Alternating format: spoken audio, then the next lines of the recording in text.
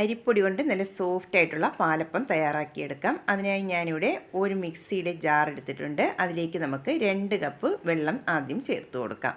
വെള്ളം ആദ്യം ചേർത്ത് കൊടുക്കുന്നത് നമ്മൾ പൊടി ചേർത്ത് കൊടുക്കുമ്പോൾ അടിയിൽ പറ്റി പിടിക്കാതിരിക്കാൻ വേണ്ടിയിട്ടാണ് വെള്ളം ചേർത്ത് കൊടുക്കുന്നത്. അതിലേക്ക് ഇനി 1.5 കപ്പ് നല്ല വറുത്ത ഫൈനായിട്ട് പൊടിച്ചെടുത്തിട്ടുള്ള പത്തിരിപ്പൊടിയോ ഇടിയപ്പപ്പൊടിയോ വേണം ചേർത്ത് കൊടുക്കാനായിട്ട്. 1.5 കപ്പാണ് ചേർത്ത് കൊടുത്തിട്ടുള്ളത്. അതിൻ്റെ കൂടെ തന്നെ ചേർത്ത് കൊടുക്കുന്നത് 3/4 കപ്പ് വെള്ള അവിലാണ് ചേർത്ത് കൊടുക്കുന്നത്. അവിലിന് പകരം നിങ്ങൾക്ക് ചോറ് വേണമെങ്കിലും ചേർത്ത് കൊടുക്കാവുന്നതാണ് ഇതേ അളവിൽ. ഇനി അതിലേക്ക് ഒരു 3/4 കപ്പ് തേങ്ങയും കൂടെ ചേർത്തതിന് ശേഷം നന്നായിട്ടൊന്ന് മിക്സ് ചെയ്തതിന് ശേഷം നമുക്കിത് അടച്ച് വെച്ചിട്ട് നല്ല പേസ്റ്റായിട്ട് തന്നെ ഇതൊന്ന് അരച്ചിട്ടെടുക്കാം. ഇതിപ്പോൾ നന്നായിട്ടൊന്ന് അരച്ചെടുത്തിട്ടുണ്ട്. അരച്ചെടുത്തപ്പോൾ ഞാൻ വെള്ളം കുറവായതുകൊണ്ട് ഒരു 1/2 കപ്പ് വെള്ളവും കൂടെ ചേർത്ത് കൊടുത്തിട്ടുണ്ടായിരുന്നു. ടോട്ടൽ 2.5 കപ്പ് വെള്ളം ഒഴിച്ചാണ് ഇതൊന്ന് അരച്ചെടുത്തിട്ടുള്ളത്. ഇനി ആ മിക്സിയുടെ ജാറിലേക്ക് ഒരു 1/2 കപ്പ് വെള്ളവും കൂടെ ഒഴിച്ച് അതും കൂടെ അതിലേക്ക് ഒഴിച്ചു കൊടുക്കാം. വെള്ളവും കൂടെ ചേർത്തതിന് ശേഷം 1 മിനിറ്റ് നന്നായിട്ട് ഇനി ഇതൊന്ന് മിക്സ് ചെയ്തിട്ട് എടുക്കണം.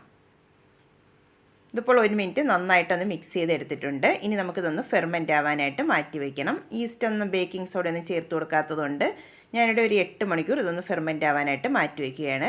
ഈസ്റ്റൊക്കെ ചേർത്ത് കൊടുക്കുന്നെങ്കിൽ 1 മണിക്കൂർ കൊണ്ട് തന്നെ ഇതൊന്ന് ഫെർമെൻ്റ് ആയിട്ട് കിട്ടും. ഇതിപ്പോൾ ഒരു 8 മണിക്കൂറായിട്ടുണ്ട്. മാവെല്ലാം നന്നായിട്ട് തന്നെ ഒന്ന് പൊങ്ങി വന്നിട്ടുണ്ട്. ഇനി നമുക്ക് നന്നായിട്ടൊന്ന് മിക്സ് ചെയ്തിട്ട് എടുക്കാം.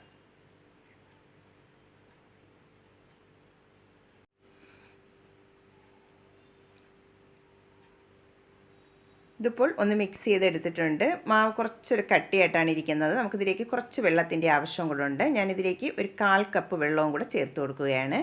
എന്നിട്ട് നമുക്ക് നന്നായിട്ട് തന്നെ ഒന്നും കൂടെ ഒന്ന് മിക്സ് ചെയ്തിട്ട് എടുക്കണം. അതിൻ്റെ കൂടെ തന്നെ 1 ടീസ്പൂൺ പഞ്ചസാരയും ഇതിലേക്ക് ആവശ്യമായിട്ടുള്ള ഉപ്പും കൂടെ നമുക്ക് ചേർത്ത് കൊടുക്കാം. എന്നിട്ട് നന്നായിട്ട് തന്നെ മിക്സ് ചെയ്തിട്ട് എടുക്കാം. ടോട്ടൽ ഇതിലേക്ക് ചേർത്ത് കൊടുത്തിട്ടുള്ളത് 3/4 കപ്പ് വെള്ളമാണ് ചേർത്ത് കൊടുത്തിട്ടുള്ളത്. അപ്പത്തിനുള്ള മാവ് ഇവിടെ റെഡിയാക്കി എടുത്തിട്ടുണ്ട്. ഈ കൺസിസ്റ്റൻസിയിൽ വേണം മാവൊന്ന് റെഡിയാക്കി എടുക്കാൻ. ഇനി നമുക്ക് അപ്പം തയ്യാറാക്കി എടുക്കാം. അതിനായി ഞാനിവിടെ ഒരു അയണിൻ്റെ അപ്പച്ചട്ടിയാണ് സ്റ്റൗവിലേക്ക് വെച്ച് കൊടുത്തിട്ടുള്ളത്. നന്നായിട്ട് ചൂടായി വന്നതിന് ശേഷം അതിലേക്ക് കുറച്ച് ഓയിലൊന്ന് ബ്രഷ് ചെയ്തിട്ട് എടുക്കണം. ഇനി നമുക്കതിലേക്ക് ഒരു 1.5 സ്പൂൺ മാവ് അതിലേക്ക് ഒഴിച്ചു കൊടുക്കാം. മാവ് ഒഴിച്ചതിന് ശേഷം നന്നായിട്ട് ഇനി ഇതൊന്ന് ചുറ്റിച്ചെടുക്കണം. ഇനി അടച്ചു വെച്ചതിന് ശേഷം ഒരു മീഡിയം ഫ്ലെയിമിൽ വെച്ചിട്ട് നമുക്കിതൊന്ന് വേവിച്ചിട്ട് എടുക്കാം.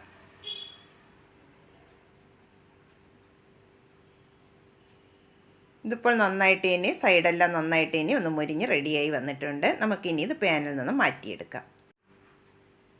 അരിയൊക്കെ കുതിർത്താൻ മറന്നാൽ അരിപ്പൊടി കൊണ്ട് നമുക്ക് എളുപ്പത്തിൽ തയ്യാറാക്കിയെടുക്കാൻ പറ്റിയ നല്ല ടേസ്റ്റി ആയിട്ടുള്ള അപ്പമാണ്. ബേക്കിംഗ് സോഡയോ ഈസ്റ്റോ ഒന്നും ചേർക്കാതെയാണ്